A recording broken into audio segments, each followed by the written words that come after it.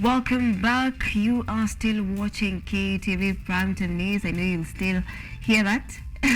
This conversation that I had say that we had earlier today with Third Way Alliance Party leader Aukot. Take a look. Right, you're still watching KUTV Brampton News rather. We are in Gigiri, that is the residence of Third Way Alliance Party leader, that is Ekuru Aukot, and we want to talk about the state of the nation as we had earlier hinted. So karibu sana to KUTV. We are glad that you've hosted us today. Yeah, it's not my first time actually. I've been there before. Oh, wonderful. I would say that we here today, we did know that it's actually not your first time. Yes. But anyway, I want us to talk about the state of the nation from your standpoint, with everything that is going on in the country, the push and pull between the government and the opposition. How would you describe the political leadership in the country at the moment? I think the sad thing about the state of our nation today is that the political class is actually playing a very, very bigger role, a much bigger role in pulling the country apart. It is not very clear what they actually want from both sides. If you look at the government side, they say they had a plan for this country. They even gave timelines. For example, on some of the achievements some of the things they will achieve within a certain time frame. If it's, for example, the cost of electricity, they said by January this, cost of unga by due time, these jobs will be created by this due time. But now you can see they keep on changing those goalposts. They also told Kenyans. So a lot of their political promises are now coming out to be political lying and political lies. So they're actually not giving the country the hope they sold. They sold a lot of hope, and they made Kenyans actually believe that these guys, having been in government, because they're not newcomers in government. If you look at the deputy president, he's been in provisional administration, so he knows the problem. He has served as a DO in Molo, so he knows the problems of the Mwananchi down there. So in a way, it was like, okay, these are people who understand government, understand the problem of the country, so they'll be able to fix it. President William Ruto, on the other hand, is actually now, surprisingly, many people do not know this, he's actually now the longest serving politician in Kenya, than even Uhuru Kenyatta and Raila Odinga, who they are now fighting. 97? No, 97 is when he was elected, but 1992, he was those youth wingers for KANU. So he has actually served in all the regimes in this country except the Jomo Kenyatta regime, and in very, very senior position. So again, this is a person, I think, who sold this hustler narrative that, we will form a government of the ordinary people. These days, you don't hear about hustlers. You don't hear about the wheelbarrow guys. You don't hear about the Bamamboga narrative. Those narratives have disappeared. So you can see that is political conmanship on the one hand. On the other hand, the so-called Azimio, they also don't have a plan.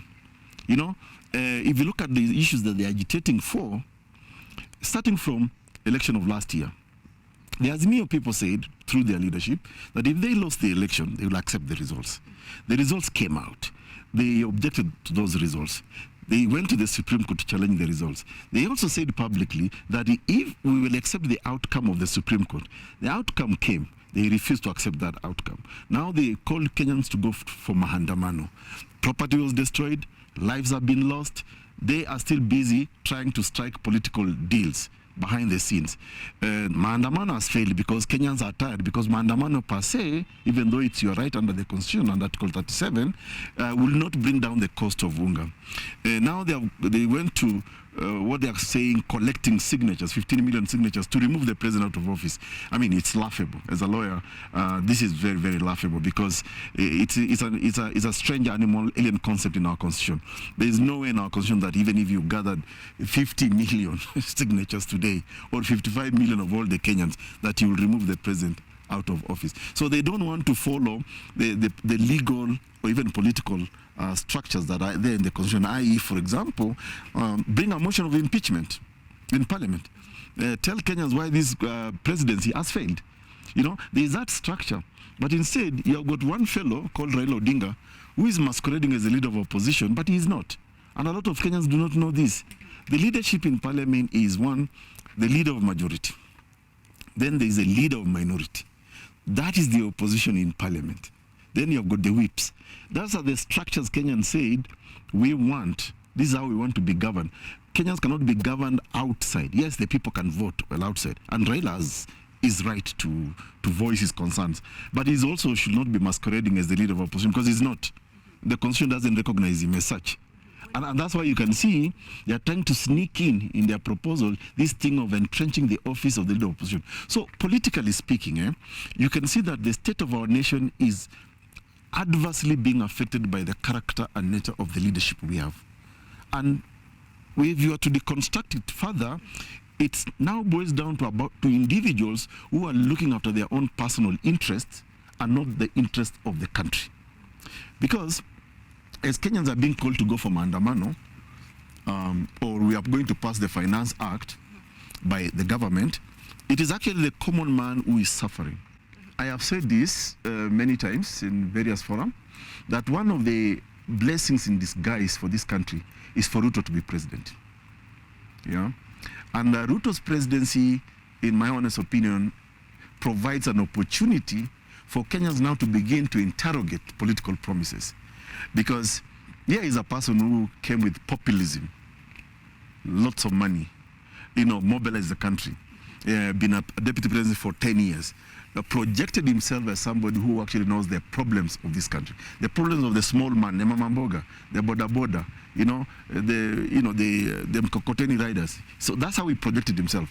So now, with him now at the helm of government, it is time for Kenyans to begin, and this is a debate we cannot finish today, and I hope KUTV can keep on carrying this debate until Kenyans become wiser, in terms of really interrogate the ideals or the ideas or the proposal that people put on your table. Forget about tribe. Forget about money where somebody comes from. Forget about being a big name, because Ruto's been a big name politically, but now he's in charge. But you can see the excuses they keep on giving. Oh, we inherited a dilapidated economy. The coffers were empty. But you're also not telling us how are the coffers empty. For example, when you say that 35 billion was stolen within in a matter of minutes. Surely, I mean, if this is money from treasury, these people, like they say, mitahani wanatubeba ufala sana, because ama wanatupima akili. So if you tell us that 35 billion just disappeared, kwa nini hewa? It's not that air that just evaporates. Surely this money must have left account A to account B. Trace it for us. Let us know exactly who took this money. So, the opportunity now we have as a country is to begin to actually who actually offers themselves to lead this country. And I hope this is a debate now going forward, going towards 2027. We can. When we came up with Punguza Mizigo Amendment Bill, we proposed on how to reduce the cost of governance in this country, including lowering the cost of living.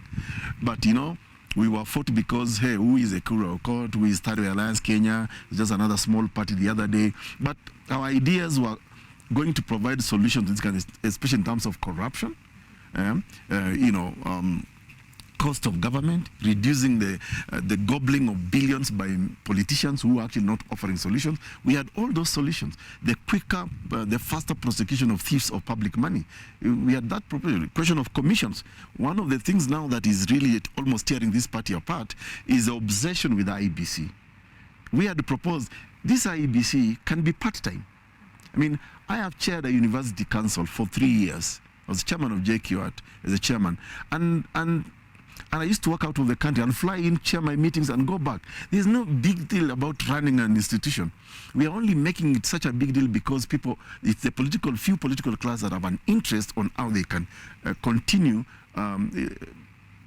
stealing from this country and undermining the people of Kenya. So even commissions, we had made a proposal, let them be part-time.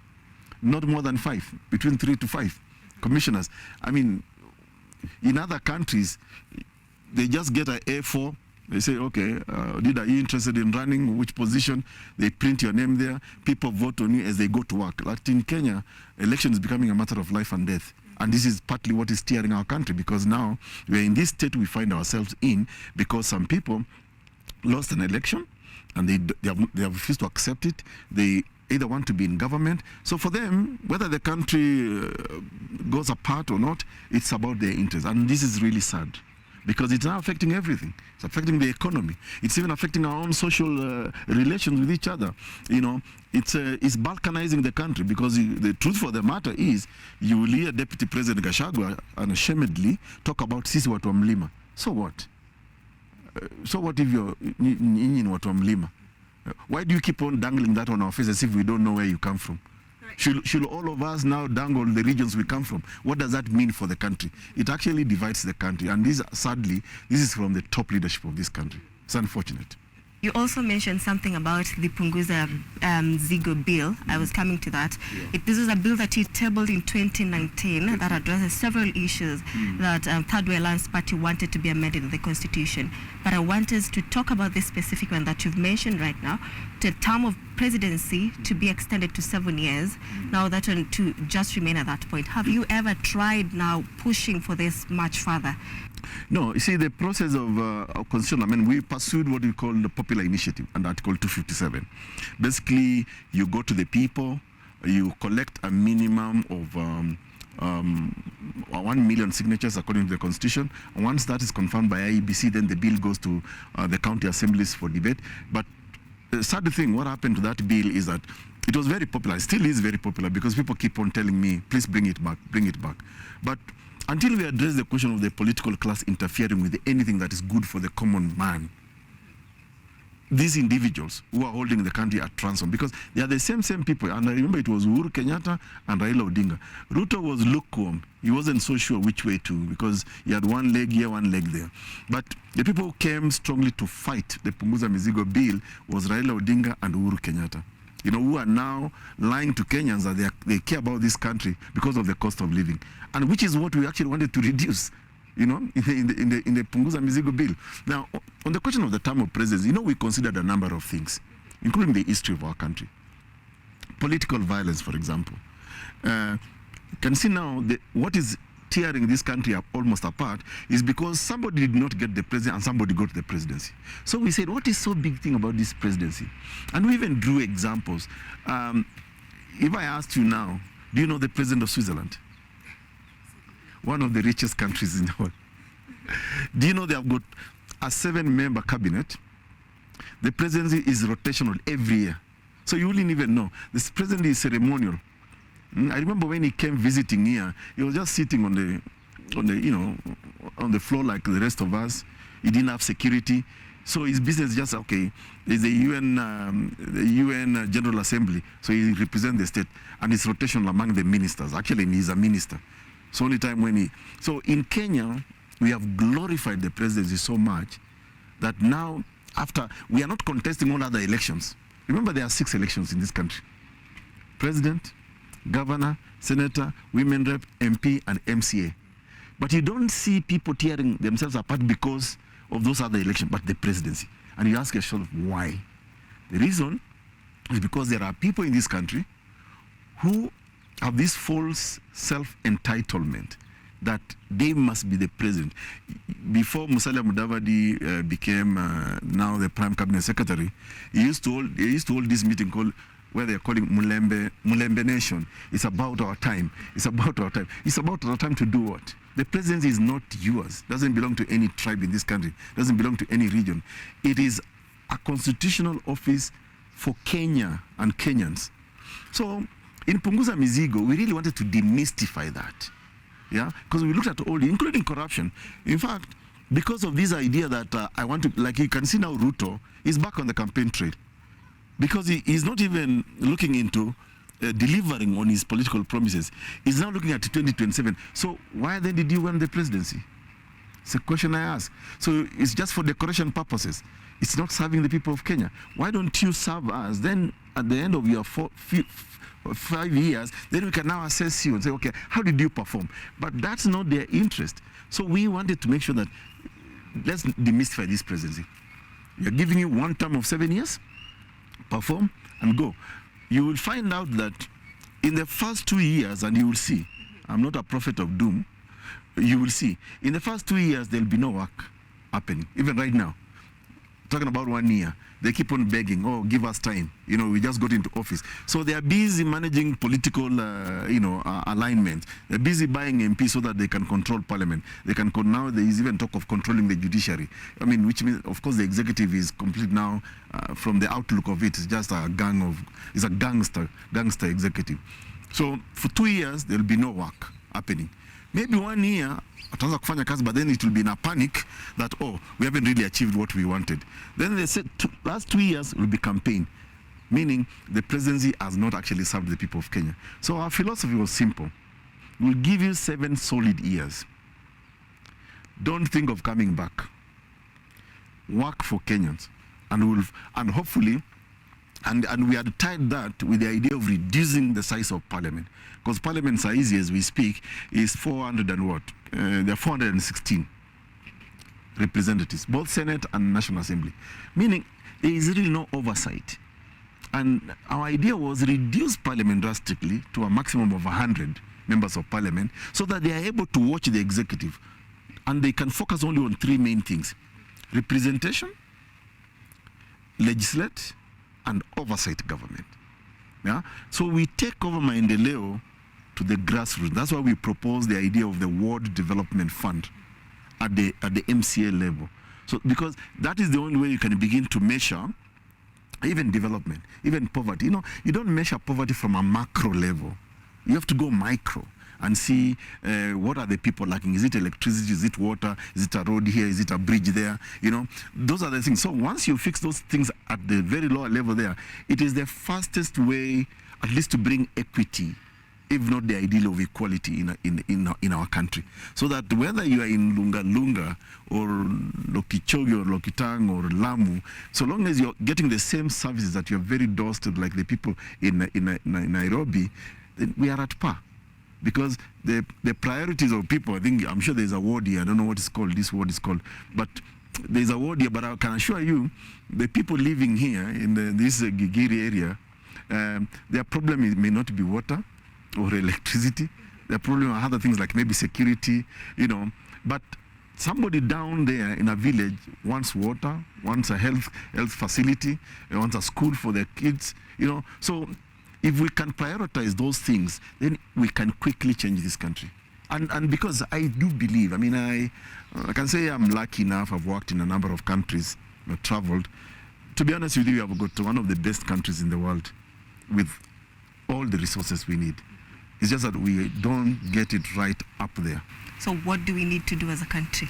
I think, first of all, like I said, change is not easy, but it can also come faster. Of course, through the revolution ways, when people change their mindset. I mean, I remember visiting Tunisia about twice after the revolution, and I just asked a friend, explain to me how this change so happened quickly in Tunisia. And you know, it started with a man called Mohamed Bouazizi. He was a fruit vendor being harassed by equivalent of our kanjos here. And he just said, no, I've had enough of it. I'm tired. And that's when he set himself ablaze. And of course, the rest of the country picked. So that was quick change.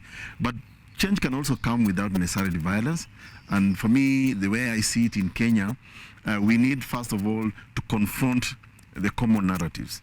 That the leadership in this country or presidency or whatever, we must be the ones from this region that must form the government. We need a change of mindset, the way we see things. And that's a debate that I hope generations such as yours, and I'm assuming that I'm older than you, can actually begin to have amongst yourself. Because so when I look at our children, and the schools they go, the friends they fraternize with, and it's like, okay, what portends for this generation going forward? And it's you guys, your generation, who must now plug in. And I think one of the things that I have observed in my short time trying to play an active political role is that the so-called Kenyan elite educated people, even yourselves at the university level, you all say politics is dirty. No, politics doesn't have to be dirty, because it's from political decisions that now we are talking about the price of unga, the price of sugar. From those political decisions is why now we are talking about whether 500,000 people have missed placement to university.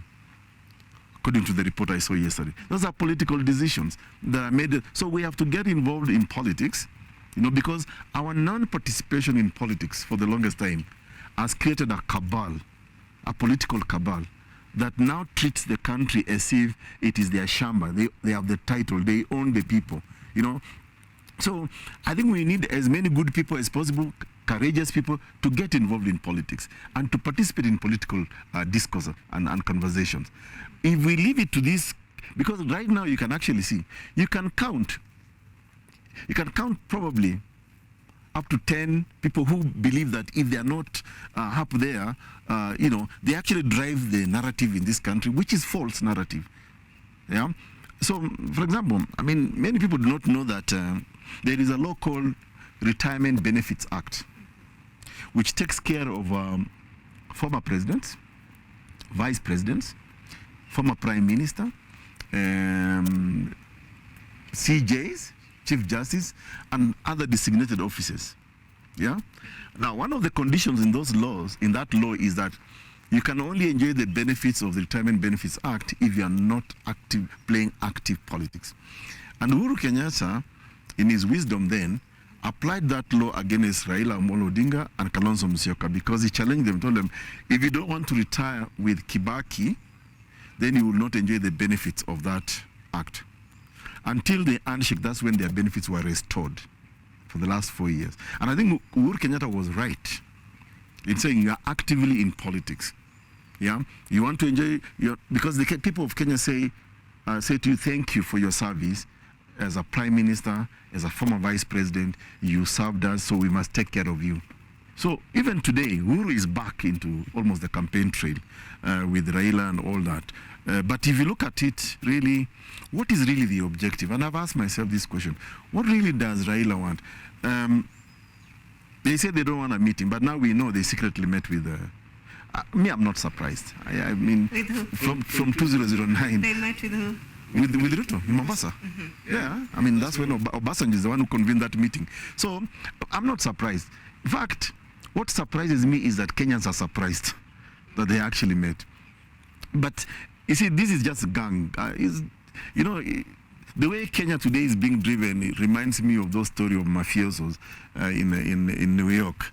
The mafiosos will agree, hey, that region is yours. I will not touch it, but don't touch. If I need passage, then you have to pay me for passage.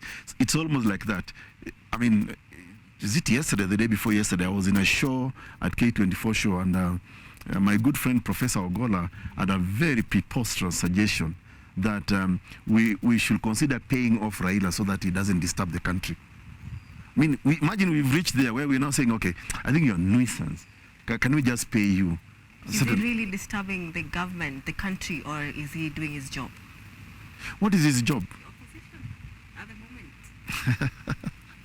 First of all, he doesn't have a job called opposition, but it is his right as a Kenyan to call the government to account, just like all of us are doing in our own small way. But I think you have to maybe balance. For example, I have absolutely nothing against exercise of Article 37, the right to demonstrate, to picket and all that. But the language in the Constitution is also very clear.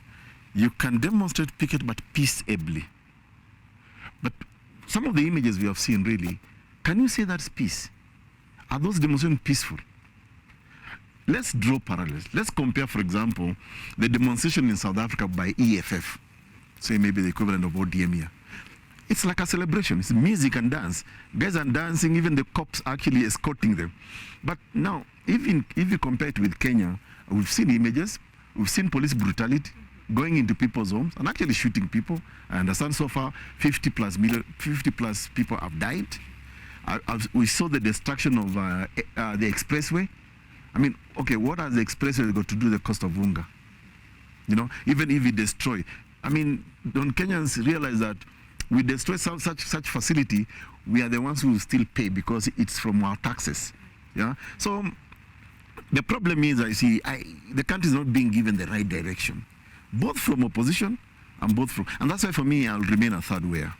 because I think we need an alternative for this country. Now, you mentioned something about the cost of living. It will not be brought down, and they're just talking. Maybe in 1 year they'll wake up and now they'll try and do some things in between.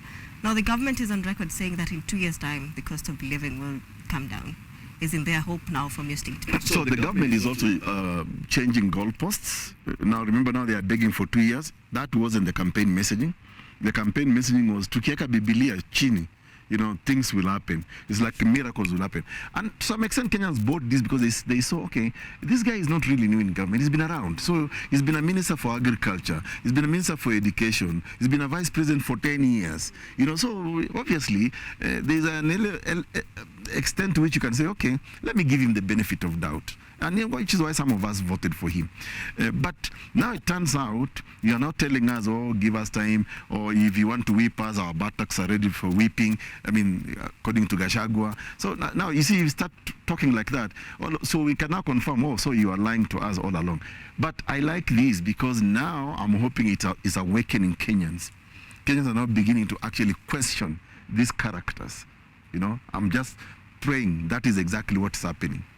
Right. Now, I want us now to talk about Third Way Alliance Party. You mentioned yourself that Third Way Alliance Party is a small one. What's holding you back from joining forces now with the two active coalitions? Maybe with this, I presume, your voices will be heard and the voices of the communities you're representing will be heard when it comes to inclusivity. Now in the you see, it is their style of leadership. When we conceptualize the idea of a third way, by the way, third way does not just mean number 3. It's a deep academic concept.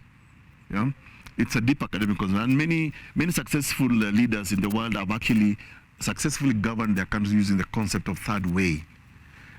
So as you know very well that you always have these extremes called far left, far right. But people like Tony Blair during his time in the UK consider the concept of the third way, the middle between the far extremes. Bill Clinton governed using that. Barack Obama governed using that concept of the middle way, third way, as people call it.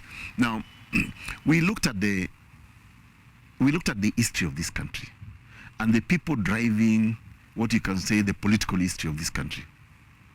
They're the same. If I can use this phrase, same monkeys, different forests. Because that's what they are. Now, you want us to join either of these monkeys to continue lying to Kenyans. And we just change the forest. See, a monkey will remain a monkey. Hata ukimvalisha sutu mlete hapa Runda, still a monkey. Umpeleke CBD in Kenya, will still be a monkey. Umpeleke, still a monkey. So if you look at these characters, they are the same people. At some point, they are together. Because let's just deconstruct now the two extremes.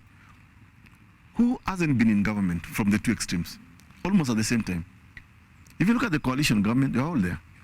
If you look at what do you now call the handshake government, they're all there. So we believe that, and we are being realists here. Our realism is that in Kenya today, you have extremes being driven by certain individuals, because they plug in tribe they come from, they plug in money. We don't believe in that style of leadership at Third Way Alliance Kenya. I wish I could see some update on these are the milestones we have achieved so far, even a status report for the country. These are the implications of the finance. There is no explanation to Kenyans of the actions we are taking. Because, for example, President William Ruto cannot lie to Kenyans that the Finance Act is supposed to stabilize the economy. Yeah. When he signed that law, did he not know that it was increasing his tax by between 7 to 14% in their salaries, including that of member of, and none of them raised that issue. Why? Because it's benefiting them, but it's hurting the common mwananchi. Thank you so much for making time for us. Like I had said, that is the Third Way Alliance Party leader, Dr. Ekuru Aukot. We are in his residence right here in Gigiri to talk about the state of the nation. This is not my residence, but his office. His office, I beg your pardon. We are here to talk about the state of the nation like you have, and thank you so much for watching.